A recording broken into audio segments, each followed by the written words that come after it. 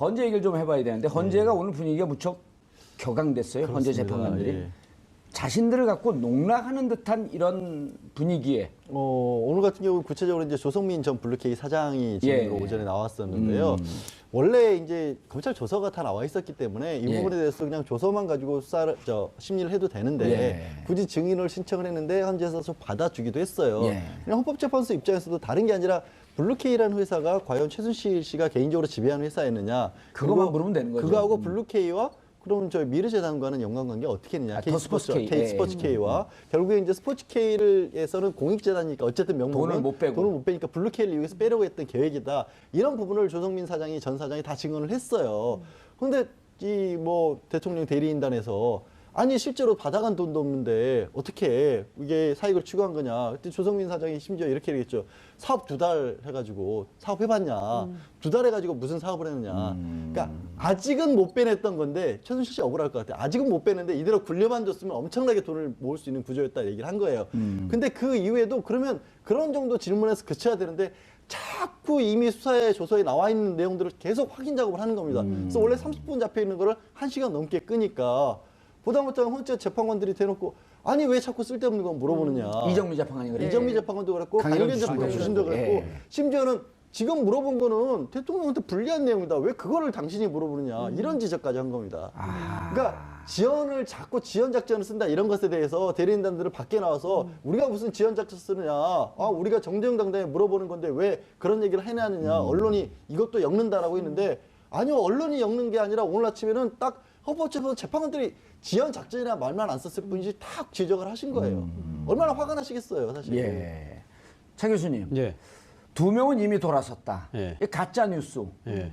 마타도 루머. 예. 이게 막 판친단 말이에요. 그럼 그렇죠. 헌재 재판관들은 못 듣고 있을까요? 듣고 있을 거 듣고 아니에요? 있죠. 대한민국의 사법계, 예. 입법 사법계에서 예. 가장 존엄한 존재라고 스스로들 생각하고 있는데 마치 자신들이 뭔가 예. 이 법리적 논쟁, 헌법적 논쟁을 하지 않고 뭔가 타협하는 듯한 예. 이러한 정치적 행위를 하고 있다. 예. 이런 식으로 받아들여지잖아요. 그렇죠. 예. 그렇게 생각하시겠죠. 예. 근데 뭐 헌재에서 공식적으로 그 부분에 대해서 아직까지 뭐 입장이 놓은 거는 제가 낭설이다라고 하는 것은 나왔어요. 낭설이다라고 이제 이야기를 했죠. 그러니까 한 번도 그런 데 논의 자체가 없었다고 이야기를 하지만 그러나 많은 국민들이 거기에 기가 솔깃한 이유는 결국은 이제 지금 헌법재판소의 재판관 구성 자체가 아주 좀 희한하게 지금 흘러갈 공산이 크다는 거죠. 이정미 재판관이 만약에 퇴임하는 3월 13일 이전까지 만약에 지금 탄핵에 대한 그 결정이 내려지지 않는다고 한다면 결국은 지금 7명이 남아서 지금 탄핵 심판에 대한 결정을 내릴 수밖에 없다. 그렇다고 하면 두 사람만 예를 들면 박근혜 대통령 측에서 어떤 식으로든 뭐 해유를 하든 뭐 어떤 식으로 해서 그분들에게 정치적 영향력을 해서 행사를 해서 기각시키도록 의견만 만들어내면 결국 탄핵은 기각될 수밖에 그런 없다. 꼼수가 숨어 있을 예, 것 같다. 그런 부분들이 있고 또 하나 부분은 뭐냐면 지금 8명 남아 계신 지금 헌법재판관 중에서 2분이 지금 박근혜 대통령이 임명하신 2분이 또 계시거든요. 대통령이 지금 이 헌법재판관은 9명인데 대통령이 3명, 그 사법부가 3명, 그리고 입법부가 3명 아닙니까? 그 중에서 지금 대통령이 임명하는 부분, 행정부가 임명하는 대통령이 임명하는 부분에 지금 2분이 계시는데 이 2분이 결국 박근혜 대통령이 임명해 줬기 때문에 추천하고 임명을 한 거죠. 추천하고 임명하기 때문에 인용은 못할 거다. 그렇죠. 못할 거다. 여러 가지 인간적인 관계, 의리 그리고 대통령이 이 추천했을 때 보면 그 대통령과의 정치적 성향이 좀 비슷한 거 아니냐. 그런 여러 가지 추측들 때문에 이제 그렇게 이야기들 하시는데 저는 뭐 이 지금 누가 추천하고 누가 임명을 한다 하더라도 아까 우리 앵커께서 말씀하신 대로 대한민국 사법부의 그래도 나름대로 최고 지존인데 이분들이 그렇게 쉽게 그렇게 사적 인연으로 흔들릴 뿐은 아니다는 기대를 국민의 한 사람으로서 기대를 갖고 있는데 자, 그 기대대로 꼭 이루어졌으면 하는 바람입니다만. 예. 제가 봤을 때는요. 오늘 유난히 인상을 쓰세요? 주름 생겨요. 그러게요. 근데 그런 데는 약이 여러 가지가 요즘 보톡스. 그런 거 쓰면 그리고 잠자고 싶으면 프로포폴. 그거 잘하는 데 있어요. 청와대. 대학을 좋은 데 나와야 돼. 청와대. 무슨 얘기를 들으려고 아니 헌재에서 이 2명 얘기하다가 말았어요. 제가 드리게 생각은요. 이건 법률 문제 아니에요. 저도 변호사들이요. 얼마나 재판관들이 심증을 어떻게 형성하는지 얼마나 궁금하겠습니까? 그렇죠. 알아내라고 별수를 써도요. 그거 안 됩니다. 진짜 자기 친한 그 직전 전달까지 같이 동료로 있던 변호사한테도 그건 안 알려줘요. 심지어 부인한테도 얘기 안 한다. 이렇게까지 할 절대 정도로. 예. 그거 하나만큼 판사들이 마지막 자존심이에요. 이건 법률 문제가 아니라요.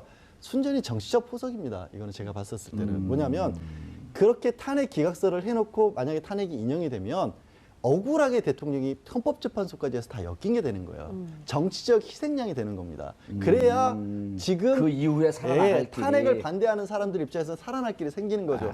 그래야 정치적으로 이게 만약에 탄핵이 인용이 됐는데 그것에 대해서 뭐 예를 들어서 지금 탄핵 반대하는 사람이 탄핵에 대해서 책임을 져야 된다고 나가버리면 다 물러나야죠. 국회의원들도 사실은 책임 있는 사람들 옷 벗어야죠. 그게 안 되는 거죠.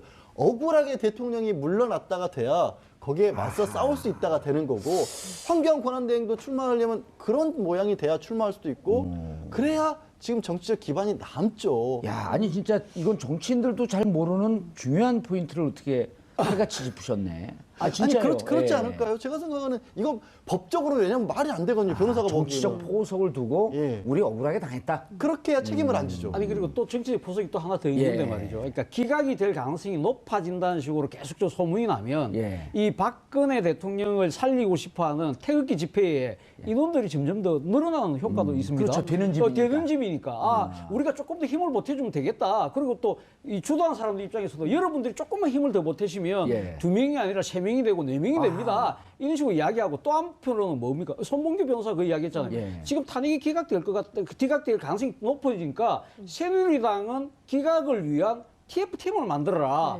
그래 강하게 지금 정치적 압박을 넣고 있는 누가요? 거예요. 손봉규 이 대통령 변호사가 측대리. 대통령 법률 대리인단에 오. 소속돼 있는 손봉규 변호사가 전 국회의원 아닙니까? 예. 친박계 국회의원 아닙니까? 예, 예. 그러니까 왜 새누리당 탄핵에 반대했음에도 불구하고 그 왜 당신들은 국회 소추인단 같은데 참석도 안 하고 왜 예. 그 하는 걸 그냥 보고만 있느냐? 지금 탄핵 기각될 수 있다. 당신들이 조금 힘만 보태주면 그러니까 어떻게 됩니까? 지금 어허. 새누리당에 있는 의원들이 전부 다 지금 친박계 그 태극기 모임에 가서 지금 이야기하지 않습니까? 마이크 잡지 않습니까? 마이크 안 잡으면 그 당내에서 좀 버티기 힘든 상황이 되고 있는 상황이죠. 예. 급기야는 김문수 전 경기도지사 같은 경우는 어제 김문수. 예, 대구 가서 아주 또 한 말씀 하셨잖아요. 예. 그리고 단심가를 이야기를 했답니다. 정몽주 선생의 예. 이 몸이 뭐 죽어주고 고쳐주고 뭐 일백 일백 고쳐주고. 고쳐주고. 그러니까 박근혜 대통령은 단심가를 불렀는데 제가 봤을 때는 단심가를 부를 게 아니라 하예가를 불렀어야 돼요. 이방원이 이런 데였다리 저런 데였다리. 사실 그렇잖아요. 그 김문수 전 지사가 사실 새누리당에 아, 김문수 지사는 계보가 있어요. 언박.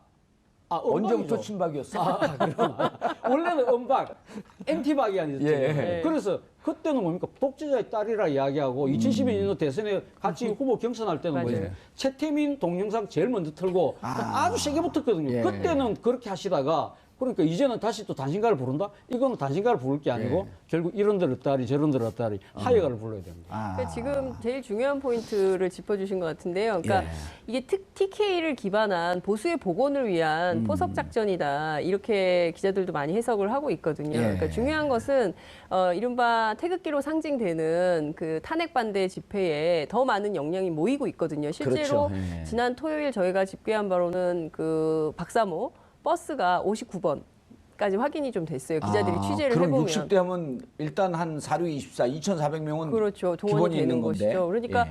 그 실제로 많은 뭐 돈을 받고 나오는 분들도 계시겠지만 있다는 의혹도 있고요. 그리고 반대로 정말 박근혜 대통령 혹은 보수가 걱정이 돼서 지키려고 나오는 분들도 분들이 굉장히 계세요. 많은 거예요. 예, 정말 진심으로.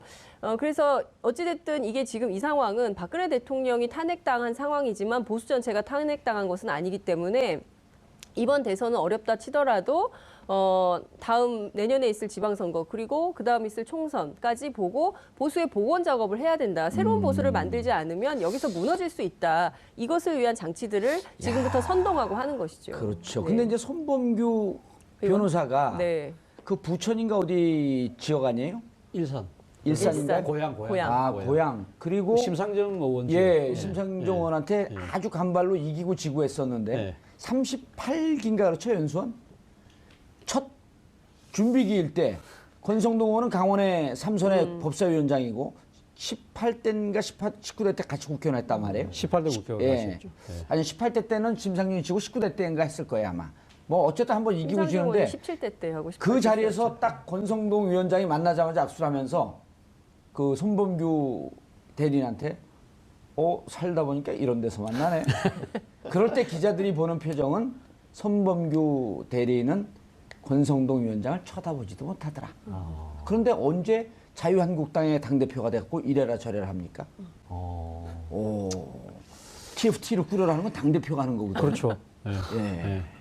그만큼 자신감이 생긴 모양입니다. 예. 사실 어떻게 보면. 근데 지금 전체적인 어떤 추이를 보면 이게 반전의 모멘텀은 일어나지 않고 있어요. 그렇지 않습니까? 여론조사 그렇죠. 계속해도 헌재 분들을 보면. 헌재 그리고 헌재에서 특히 이번 주에 많이 얘기 나왔던 게 예. 증인 신청을 8명을 받아줬다는 이유로 헌재가 흔들린다는 것도 그 맞습니다. 흔들림의 어떤 뒷받침하는 가설로 내세우고 있거든요. 근데 저쪽의 반론을 완전히 봉쇄해버린 거 아니에요? 봉쇄하는, 그러니까 예. 8명이라는 게 봉쇄하는 반론이고 실제로 받아들여지기도 받아들여졌지만 내용을 보면 비록 날짜는 2월 예. 말에 안 끝내게끔 길어졌지만 그 신청한 받아들인 증인의 면면을 보게 되면 내용이 뒤바뀔 가능성이 많아 보이는 증인들은 아니에요. 아하. 결정적으로 예. 이 박근혜 대통령 대리인단에서 기업 총수들을 증인으로 신청을 했는데 안 받아줘 버렸습니다.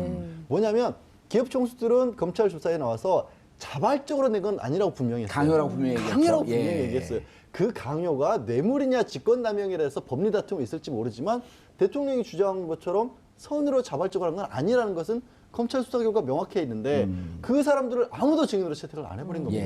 네. 그 얘기는 뭐겠어요? 이 부분은 일단 인정하고 들어가겠다는 거예요, 사실상.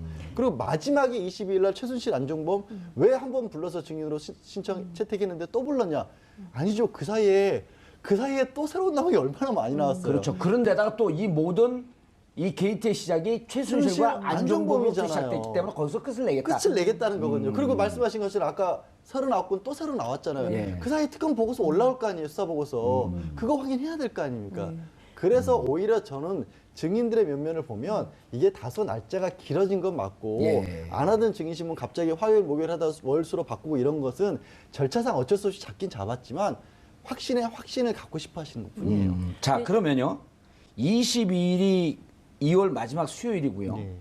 날짜로 보면은 그때 22일 날 이러저러한 수를 쓰면서 한 번 더 연장할 수 있거든요. 그러면 그렇죠. 한 일주일 더 기일을 잡아줄 거 아니에요.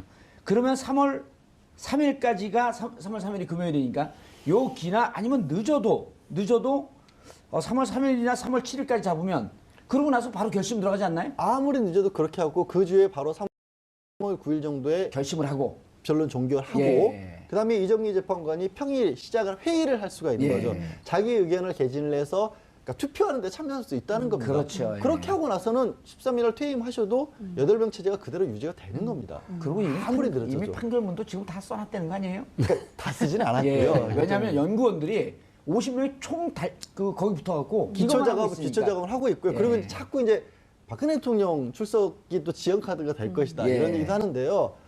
당사자는 형사 재판은 아니지만 당사자는 거기에 어떤 객관적 사실을 진술하기 위해서 나오는 게 아니에요. 그런 위치가 될 수가 없죠. 자기 얘기니까. 그렇죠. 그냥 최후 변론 기회를 주는 그렇죠. 것뿐이다. 예. 원래 의미 자체가. 본인은 일단 자기 죄를 부정하게 되어 있잖아요. 당연히 그래서 그거는 이게 결정문을 쓰는데 결정적 영향을 아예 없어요. 그래서 그거는 큰 카드가 될 수도 없습니다.